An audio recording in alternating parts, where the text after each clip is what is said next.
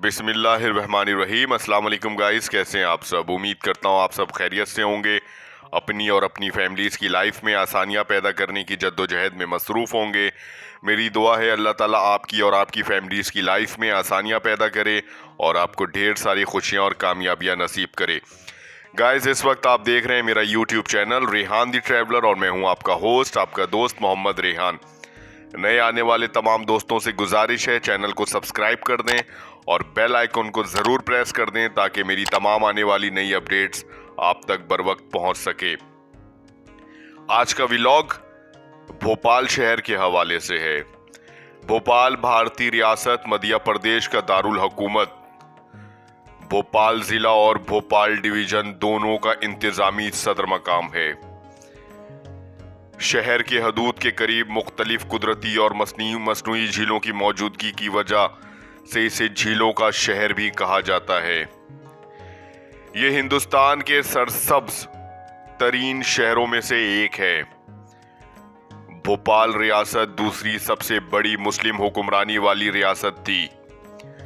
1947 में हिंदुस्तान की आज़ादी के बाद आखिरी नवाब ने भोपाल को एक अलग यूनिट के तौर पर बरकरार रखने की ख्वाहिश जाहिर की।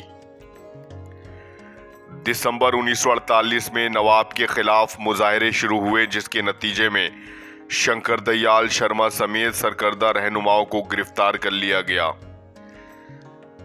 बाद में सियासी नजरबंदों को रहा कर दिया गया और नवाब ने 30 अप्रैल 1949 को भोपाल के यूनियन ऑफ इंडिया के साथ इंज़माम के मुआहदे पर दस्तखत किए। भोपाल की औसत बुलंदी 500 मीटर है और यह हिंदुस्तान के वस्ती हिस्से में वाक़ है, जो वंदिया पहाड़ी सिलसिलों की बालाई हद के बिल्कुल शुमाल में वाक़ है। शहर की बुलंदी नाहमवार है और इसकी हदूद में छोटी छोटी पहाड़ियां हैं। भोपाल की नुमाया पहाड़ियां शुमाली इलाके में ईदगाह, अरीरा और श्यामला पहाड़ियों के साथ साथ जनूबी इलाके में कटारा पहाड़ियां हैं। भोपाल की एक और खास बात कि यहाँ 17 झीलें और इनमें से 5 आबी ज़खायर सबसे बड़े हैं।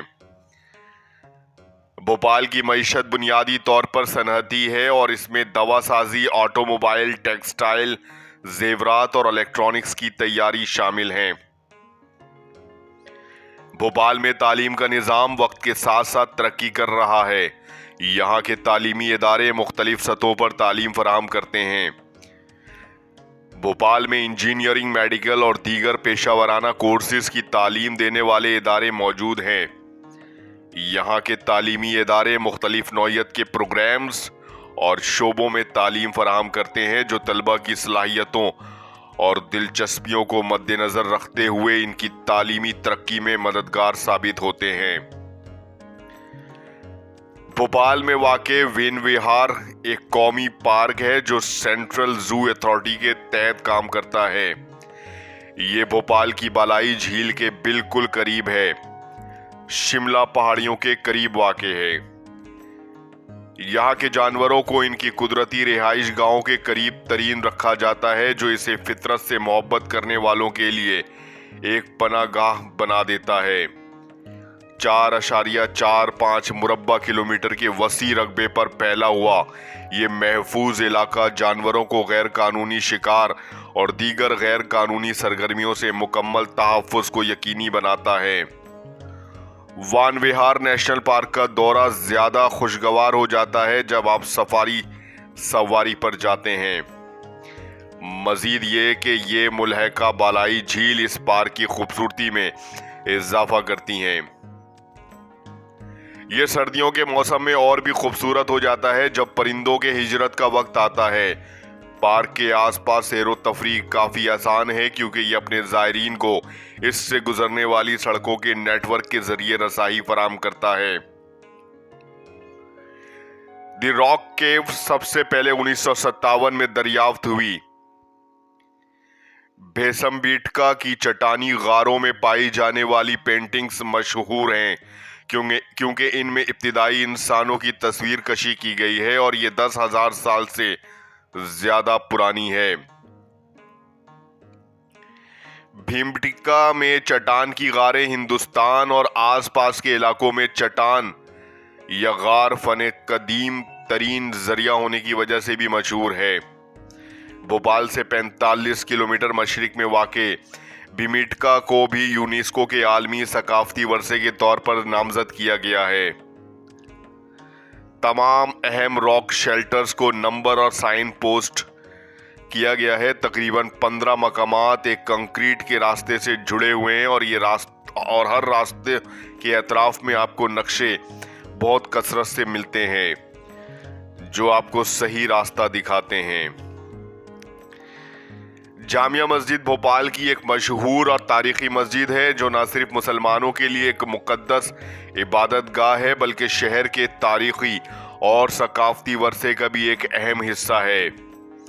ये मस्जिद भोपाल के मरकजी इलाके में वाक़ है और इसकी खूबसूरती, फ़न तामीर और तारीखी अहमियत की वजह से ये शहर की एक अहम अलामत बन चुकी है।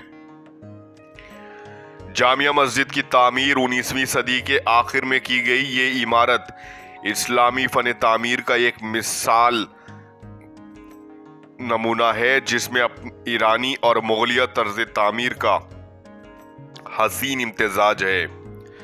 जामिया मस्जिद ना सिर्फ एक इबादत गाह है बल्कि ये शहर के मुसलमानों के लिए एक सकाफती मरकज भी है।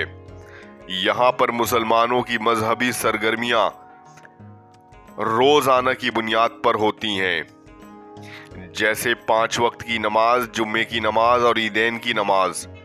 इसके अलावा मुख्तलिफ मजहबी महाफिल, तदरीसी प्रोग्राम्स और दीगर समाजी तकरीबात भी यहाँ मुनक्किद की जाती हैं जो मुसलमानों की रूहानी और सकाफती जिंदगी का अहम हिस्सा है। इस मस्जिद के जरिए मुसलमान अपने मजहब की तालीमात को ना सिर्फ खुद बल्कि इनको दूसरों तक भी पहुंचाते हैं। संची स्टोपा भोपाल के करीब एक कदीम बुद्धिस्ट यादगार है जो हिंदुस्तान के सकाफती वर्षे का एक अहम हिस्सा है। ये स्टोपा संची गांव में वाक़ है जो भोपाल से तकरीबन 46 किलोमीटर दूर है और दुनिया भर में अपनी तारीखी अहमियत और बुद्ध मत के आसार के लिए जाना जाता है। संची स्टोपा को यूनेस्को की आलमी विरासत की फहरिस्त में शामिल किया गया है और ये बुद्ध मत के पैरोकारों के लिए एक मुकद्दस ज़ियारतगाह की हैसियत रखता है। संची स्टोपा की तारीख का आगाज तकरीबन 3री सदी कबल मसीह में अशोक आज़म के दौरे हुकूमत में हुआ। अशोक ने अपने दौर में बुद्ध मत की तरवीज के लिए कई स्टोपे और यादगारें बनवाई और संची स्टोपा भी इन्हीं में से एक है। न्यू मार्केट भोपाल का एक मशहूर और मारूफ बाजार है जो शहर के मरकज में वाक़े है। ये बाजार अपनी रंगीन दुकानों, मतनू अशिया और खूबसूरत माहौल के लिए जाना जाता है। न्यू मार्केट शहर के सबसे कदीम और मारूफ तिजारती मकामात में से एक है। न्यू मार्केट की तारीख भोपाल की तरक्याती सफ़र से जुड़ी हुई है। ये बाजार कई दिहाइयों से लोगों की खरीदारी की ज़रूरियात को पूरा कर रहा है और शहर की सकाफत का एक अहम हिस्सा बन चुका है। न्यू मार्केट ने अपने इब्तिदाई दिनों में ज़्यादातर मकामी सामान की तिजारत की, लेकिन वक्त के साथ साथ यहाँ बैनुल अक़वामी अशिया भी आने लगे। न्यू मार्केट में आपको हर किस्म की अशिया मिल सकती हैं जिनमें कपड़े, जूते, जेवरात, घरेलू सामान, टेक्नोलॉजी की मसनूआत, खाने पीने की अशिया शामिल हैं।